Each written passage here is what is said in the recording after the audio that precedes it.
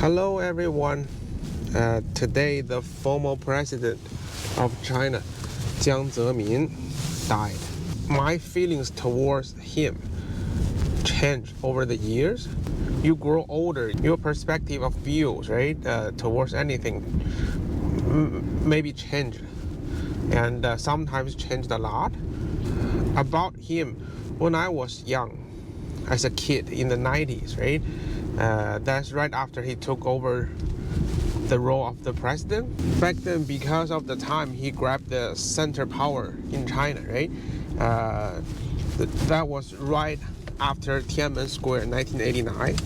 So people always have resent feelings about him. I remember when my city started to have restaurants open, right? And people taking their families out for dinner, for lunch, and there were a lot of jokes and curse and mocks about him. When I was a kid, we heard from our parents, their friends, or even the table beside us, right? All those the people we don't know, they always talk about jokes, how he dressed his pants, how he talks, how ignorant he was. But this one thing,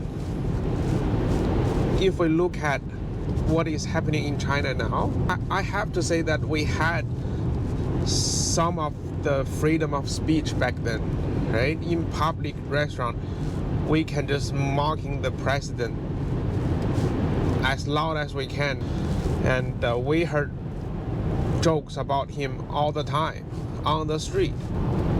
I don't think he cared about those mockings too much. He was a guy with higher education in China. I think his major was mechanic engineer. He know the importance of science, right? And the second thing is, people now understand how he laid the foundation for China, the Chinese economic booming. He signed a lot of policies, he signed a lot of deals to develop more.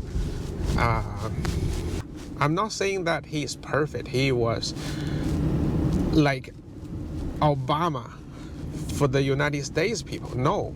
But my generation and our parents' generation need to thank him for what he did. A lot of people made fortune and started their business, their career when he was in power. And back then, China was more open.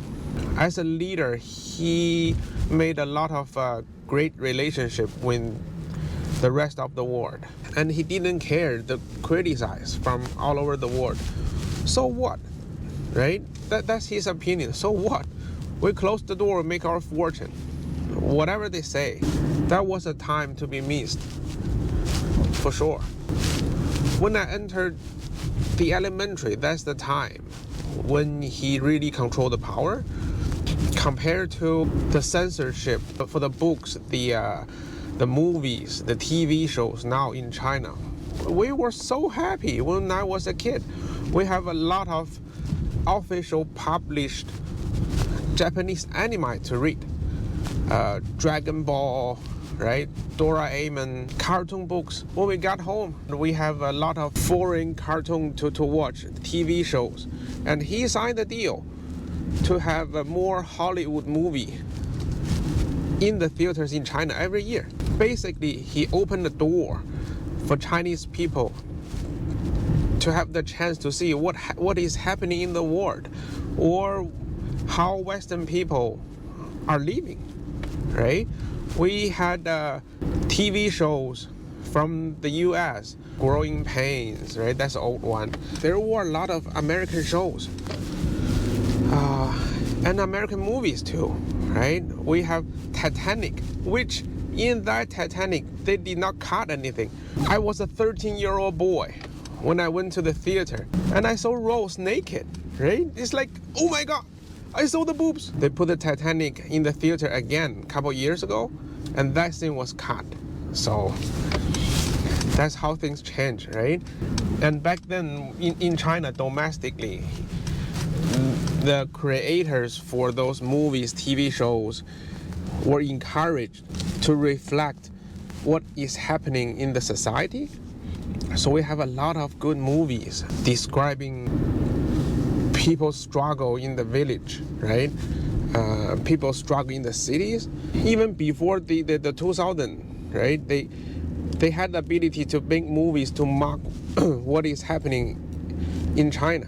And now, as I heard, the censorship is enforcing. So even some songs, they will just take it off online. So believe it or not, I feel sad when I heard he died. And it may not be because of him as a person, just because of the years that he was in power.